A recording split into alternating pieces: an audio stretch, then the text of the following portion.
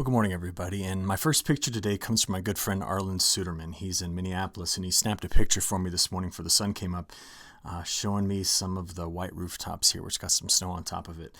So, of course, I showed my kids when they woke up, and I got a request this morning that they would like to go to Minneapolis this weekend. I'm not so sure I'm ready for the snow yet, but I was watching the service obs early this morning, and once again, you can see the outline of Minnesota here in the background and the colder air that's wrapping around. There's actually a second cold front that's coming through here over the next about 24 hours or so, but all these double asterisks you see here are snow. In fact, we've reduced the visibility in parts of central Wisconsin down to 3/4 of a mile because of it. So there's plenty of snow and some fog this morning here in parts of the upper Midwest, and that's all a part of this larger pattern we've been discussing. So here's the latest. What we've got still is the block here over the west, so the large ridge. There's the high and the low. Remember, we've been talking about this for a while because by definition, blocking patterns have to last at least a week. Most definitions say at least 10 days. And we've been stuck in this one for a while. And we're going to see it through next week as well. And that's going to give us reinforcing shots at colder air to fill in this trough, which is what's going to help it kind of stick around for a while. Now, in between the two features, right here in the midsection of the country, there are strong winds and very dry conditions. And that's why the National Weather Service has issued a broad area stretching from Wyoming and Colorado clear through the Central Plains over into parts of the Eastern Corn Belt here of red flag warnings. So stronger winds today, very dry conditions just have increased the risk of fire.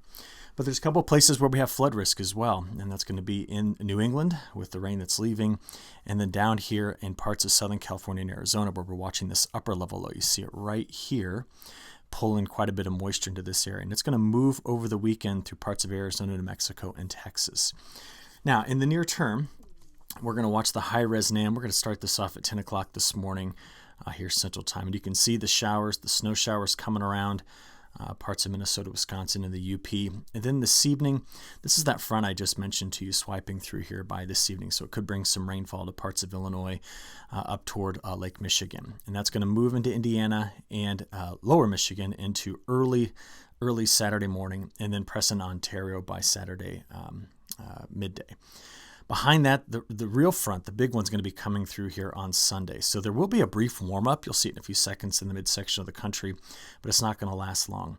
By the time we get into early Sunday morning, that front is riding through here. It's kind of linked up with the moisture being transported around the upper level low that's coming through parts of Arizona and New Mexico, and that's why you see the precipitation kind of stringing itself out right in through here.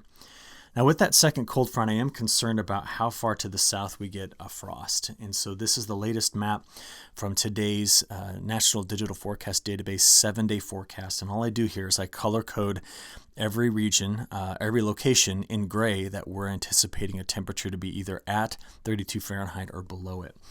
And you can see this now clips parts of Oklahoma and Arkansas through Mississippi, Alabama, Georgia, gets parts of northern South Carolina. But then what I'm concerned about is how far into North Carolina this makes it. And you now see we've got pretty cold air that makes it into into parts of Virginia as well. So this is a pretty deep and cold air mass still orbiting around next week, this deeper trough that's in place here.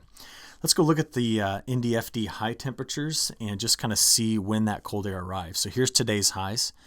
And you go into Saturday and Sunday. Whoops, let's go back there to Saturday. That's that warm-up I mentioned in the plains.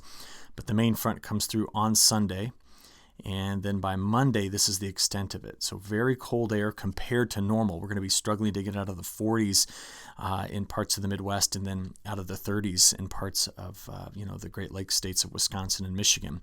But while all this is happening under that Rex block, I mean, look at the warmth that's in the Pacific Northwest. And that's where I want to go, kids. I don't want to go to Minneapolis when it's snowing. I'd rather go to Spokane when it's 72 in October. Well, as we play through to Tuesday, this is going to be the first significant shot at colder air that's going to come over into parts of the Mid-South, into the Tennessee Valley, and possibly over the Appalachian Mountains. And then by Wednesday, again, there's another reinforcing shot at cooler air. But what we've been talking about so much lately is when does this pattern start to shift around? So let's kind of get the latest updates on that. Before it gets there, though, this is what the precip looks like. We've got the upper level trough, some lake effect snow possibly out of this, and the wetter weather that you see here, which was from the first front leaving.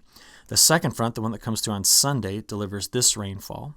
We have a little bit coming through here today and tonight. And that front that I mentioned on Sunday and Monday is going to link up with the upper level low that's still sitting here that delivers this precipitation from Arizona, New Mexico into Texas. All right, let's go have a look at this.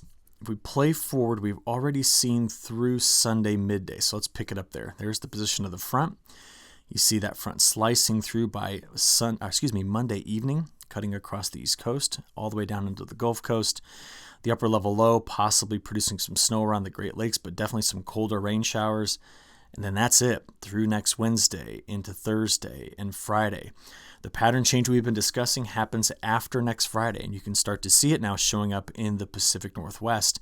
And that is when we expect the trough to come in. At that same time, there might be a cutoff low that happens here over Florida that comes up the East Coast. I'll have to watch the weekend model trends to see how well that's resolved. It's right here by the time we get to next Saturday night, but this is the main feature we've been keeping an eye on here in the ensembles as possibly being the really significant pattern shift, breaking that big ridge over the west down. So I just want to follow up with the reports I've been given all week. It's still showing up in the forecast, all right? So that gives us this week 1 outlook on precipitation compared to normal, and this is the week 2. So again, the discussion is about the wetter weather finally making it in here at the end of the month of October into the Pacific Northwest. The big questions we have after that is, will this create some lee cyclogenesis? That's where low pressure systems form on the lee side of the Rockies and take off across the central part of the United States, because that could tighten up harvest windows and fall application here. But certainly the big shock will be in the Northwest, where they're going to go from quite warm conditions over to cold and possibly put some early snow into the Rockies, Cascades, and Sierra Nevada. So we expect the temperature pattern to reflect this. So the block is still in place through the middle of next week. We're going to start to see the shift happening right about here. So warmth could build into the midsection of the country, colder air arriving in the west, and that gets us out there through the end of October.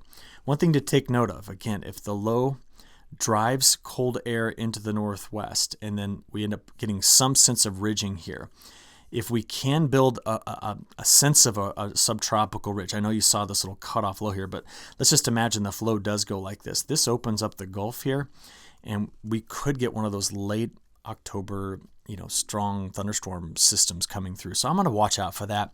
It's speculative at this point, but we'll keep an eye on it. If you get a chance to read the report today, I include a kind of a detailed analysis on what's going on in South America, especially the drought in Argentina. We point out a few very important locations that are several inches below normal in terms of precip in Argentina. And the longer range forecast just released yesterday is quite unkind to southern Brazil, Paraguay, Uruguay, and Argentina. That's this area here, kind of really doubling down on the dry conditions, while we're going to see wetter conditions more than likely a bit farther to the north, where we expect planting progress to stay ahead of the 5-year average. So we'll watch it all over the weekend, report any trends to you next week, and until then, have a good week. Thanks.